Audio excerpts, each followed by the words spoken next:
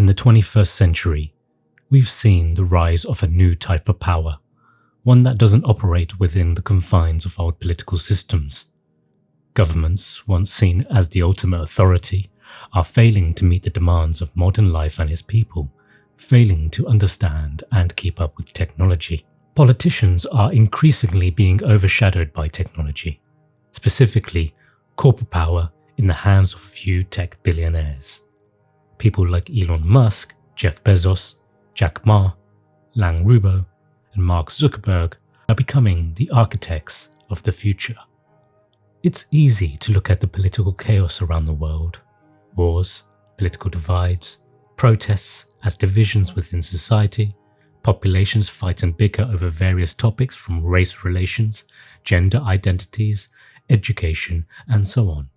Society does this on the premises of a very old political system that could be argued is heading towards its expiry date. This doesn't mean governments are obsolete right now or going away anytime soon, but governments are struggling to keep their relevance and power on nations they currently lead.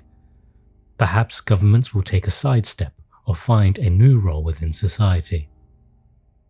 But what if I told you that the true lines of division are no longer based on borders, religion, or ideologies? What if the real division is between the few who control the world's technology and the rest of us? Corporations like Tesla, SpaceX, and Starlink are now controlling key infrastructure, from satellite internet that can connect war zones to self-driving cars that are reshaping how we travel. These companies are no longer just about business. They are about shaping the very fabric of modern life. They have the power to influence everything from communication to energy to transportation. As technology advances, we pay for the evolution of advice subscriptions, developing a business model where things are constantly making money and generating an even more important export, influence, thus also keeping the consumer at bay by ever-increasing fees, expenditure, which results in dependency, stress, and limitation. This kind of oppression is not necessarily violent or evil, but it is much more a sustaining tool that can keep most populations unable to reach the levels of elites at the top. Digital control, if you will, and that is something that will be very difficult to take away from those who control it. In the end, you cannot vote a CEO out of an election, and it isn't that easy to fire the owner of the business who has full grip. A system where technology and those who control it become the ruling elite. The problem? We're already too dependent on this technology to fight back. We are dependent on governing bodies? Not really. New leaders fade and new ones come. This is different. How do you overthrow a system when it's embedded in every facet of your life? You can't just boycott a tech company the way you might avoid a brand. You can't simply stop using the internet, smartphones, or even the very infrastructure that powers our daily lives. The power of these corporations isn't just about money, it's about dependency. Whether we realize it or not, we've already entered a world where the tech companies are becoming the gatekeepers of modern existence, and the more we rely on them, the harder it becomes to challenge them. This isn't just innovation, it's control. Once any of these other tech titans have control over infrastructure, they become indispensable. Governments are no longer the ones in charge, tech companies would be the replacement and holders of power.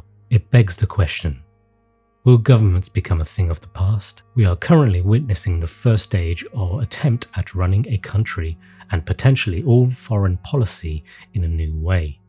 The long-searched third way, perhaps. The results of this are being closely watched as our current ruling elite and heads of nations examine if they need to adapt or throw in the flag. A lot of the world leaders currently do not have the answer and have gone into survival mode. The only safety net for these leaders is their military might in unison. China's release of DeepSeek is a huge moment for the new players in the game of chess, and the move these pieces can make have never been seen before. And here is where it gets even more unsettling. The tech giants don't just control infrastructure, they become the new ruling class. So what happens when a few billionaires control the infrastructure of the world? Is this the rise of a techno-feudal society? Will we enter a future where politicians are mere figureheads controlled by the true leaders, tech elites? Or will the politician be a thing of the past?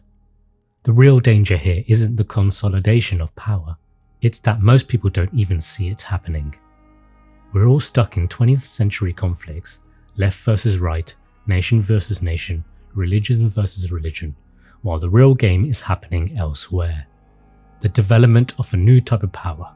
The true power is held by those who control the means of interaction, how we communicate, how we work, how we think. This could be the ultimate political and social power through technology. We might already be living in a world where the real decisions are made by algorithms, by billionaires, and by the corporations that run everything. It's a new kind of power that doesn't rely on traditional weapons or military might. It relies on control over the systems we depend on every single day. As if this wasn't enough, we've also become addicted to the very technologies that are enabling the rise of corporate power.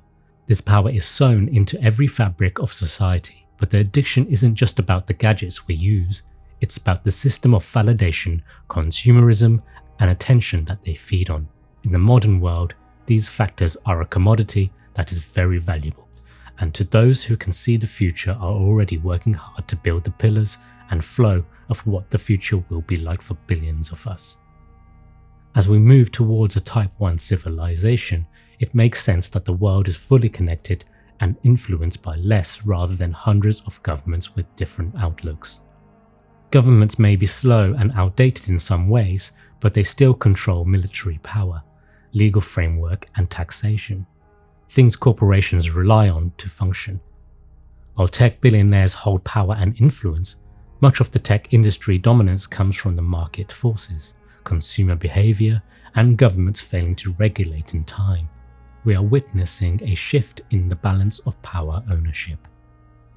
The road ahead may be uncertain, but we are entering uncharted territory.